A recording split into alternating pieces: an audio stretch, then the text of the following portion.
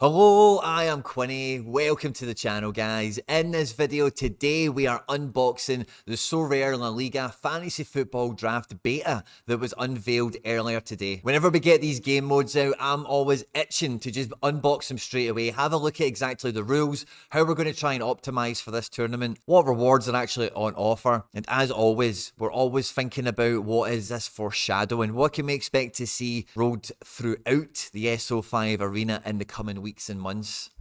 At any point in the video today, if you laugh, you learn, you like something or whatever, please do like and subscribe, share, retweet, all that good stuff, guys. Stay out of trouble, and let's get stuck into it.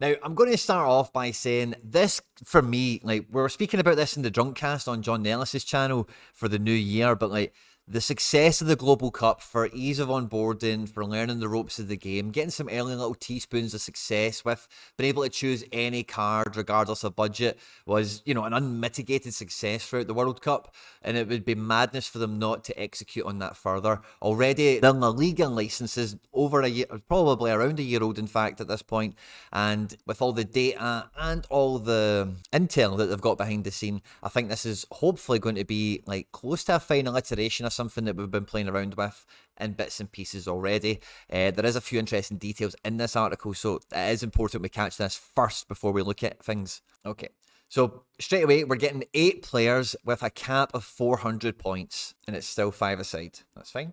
Every game week. So, obviously, we've got it for this game week, but I suspect we're probably going to have this throughout the month of January. Ooh. Now, the points this time is dictated on L15 score rather than it being an abstract value like it was in the Global Cup, where they just assigned big values like 20 pluses against like Mbappe and Messi. And they just constructed it in such a manner that meant that you couldn't get too many of the big hitters together, which was fine. But with the cap mode introduction now, this is a real, again, foreshadowing towards what we, in this instance, what we know is kind of coming already, which is good. You know, it's just user education, I suppose, isn't it, from within the game. Max 2 players from the same club, no stacking. Commons before the draft, ineligible. These guys got an XP rate of 3x. As part of the test, they will be doing card swaps as well. This is a free-to-play game, and you can win, you know, limited cards that are tradable in the market. So any card swaps you can potentially maximize in between game weeks could really be the difference between people that get into the cards and don't. And then here's the rules for it, basically, you know, so it's just point per point, you know, they'll give you different people. So maybe the now, if someone's L15 is, I don't know, let's just say it's 58, and you know, after the weekend, it might drop down to something like 46 because they're losing a 90 score off their L15 or something incredible like that, then maybe executing that swap later on might make sense. So that's a great little detail for us to think about the now already, is could somebody's L15 change for the better later on? When you swap, XP is lost. That's good to have stated clearly. And the budget updates automatically at the opening of a game week. Top 200 get places. Only 1 star limited, which is for the person that wins it. I'm aiming for that, by the way. Tier 1's for the top 5, which is mince. Tier 2's for the top 50, okay. And then for the top 200 are getting tier 3s. Now, the only reason I say this is mince is because this is a free-to-play model. They should have, you know, I would be surprised if there wasn't 6-figure entries into this, you know, so for there's only to be 200 prizes is probably a bit naff, but it is a beta, you know, so it is just a little test. They're just, you know, yeah, there's nothing really riding on it, I suppose, for everyone, and that's all they're kind of after. There's a wee bit of something if you break into the top echelons of the game, but nothing particularly groundbreaking otherwise. And then when the beta's over, game's a bogey. We all go back to 0 anyway. It is purely data collection and customer experience for us, and feedback to give to them, of course, as well as any data they capture in terms of people enjoying the game on site and all that fun stuff. Now, the fact we're getting this singularly for La Liga, I think this signals the fact we will get this for probably every full league license that Sorare offers. What does that mean? It means a few different things. It means there's going to need to be rewards for such competitions, as well as what then happens to the overall regions that we get? Do they become a bit more intermittent? Because like sometimes now, for example, if there's like 2 teams on, the region's open, and then you could win a card from within the region, you know, from anywhere. But in that instance, it would give Sorare the ability to just put on a league only in that midweek, for example.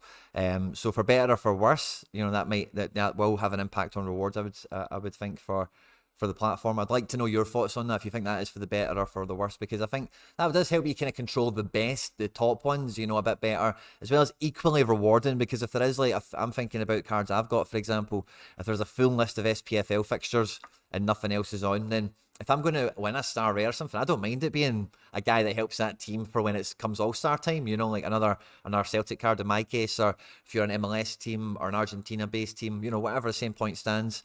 Because those then midweeks, maybe you're not going to stretch and go and get something from a different territory altogether from an All-Star. Well, All-Star probably still could be open in certain instances, I guess, because there was like a couple of, you could have like, one of those funny game weeks where the J League is open and Scotland and maybe like, I don't know, like Spain, it's got a couple of games. You could have the 3 in league competitions, no region, but All-Star and U23 would be. So yeah, definitely some food for thought there. I think that's quite an interesting thing to think about. Now, let's have a look at the good stuff. Let's actually get into this game, as it were. Now, the first thing we need to look at in La Liga is a very fixture-orientated division. It really is. Some teams are quite tropey of themselves, and some of them do flatter to deceive, and some of them you will write off, and, they've got a knockout punch in them on any given Sunday, as it were. So we'll have a glance over the fixtures. I'll give you my 2 cents on what I know. Now, the first thing that jumps out to me here is that there is no Real Madrid or Barca at all, so it is a real, you've got to dig around to get the players for this. This is going to be absolutely brilliant. I think anyone that does win this does deserve a card. I think it's quite rubbish considering the actual fixtures that are here, that there is only 1 star, because you've got, whoever wins this will be a really clever team. No 2 ways about it. All of these fixtures, as I'm looking at them, are super tight for different reasons. Villarreal, Celta Vigo are 2 teams that are quite well equipped to win at any given match. They've got good offensive weapons, strong defences, and good goalkeepers. I know Villarreal's goalkeeper situation has just changed, and maybe that might work into Celta Vigo, into their situation. But like Girona at home to Sevilla are, they got a good win against Getafe, I think they'll say, in the last game week, but they're down at the bottom of the table trying to climb their way up under Sampaoli, and they do seem reinvigorated, and Lamela and particularly did impress me. Girona, but again, they're covered with a lot of great potential players, and they're just struggling to really get a lot of victories on the board. But they do have a lot of really good scoring players, so this match might produce some high scores. Osasuna Mallorca, I don't think we'll get any high scores out of that fixture necessarily. Sociedad Bilbao has definitely got game winners. This is a derby, so there'll be bookings in this game. I suspect there's good chances for penalties and that kind of stuff also, of course. We've then got a team from Madrid playing against a team from Barcelona and Getafe Espanyol. Again, I don't expect this to be a blockbuster event, this game. Some of the guys could pick up some good 88, and if the decisives fall in the right places, both teams have guys that can break 80 plus scores. Atleti away to Almeria is probably the easy fixture on paper, but with Felix just leaving, I don't know, maybe the Atleti camp feels good now. That was one of the things I was reading, is everyone in Atletico Madrid is now really happy that Felix saga is done with. So maybe we see an uplift in Atleti's form starting with Almeria. And then Elche away to Cadiz. Both these teams actually I've got a little bit of a soft spot for different reasons. And, they've got some players in there that can surprise. I know I'm covering over Elche, but they're away to Cadiz. So let's get into the draft first of all. Now, the first thing I want to pick is the goalkeeper, right? Because the goalkeeper is a pain in the backside. We do need to pick 2 of them. So I want to do this nice and early and get rid of, the points that they are going to suffocate off of me.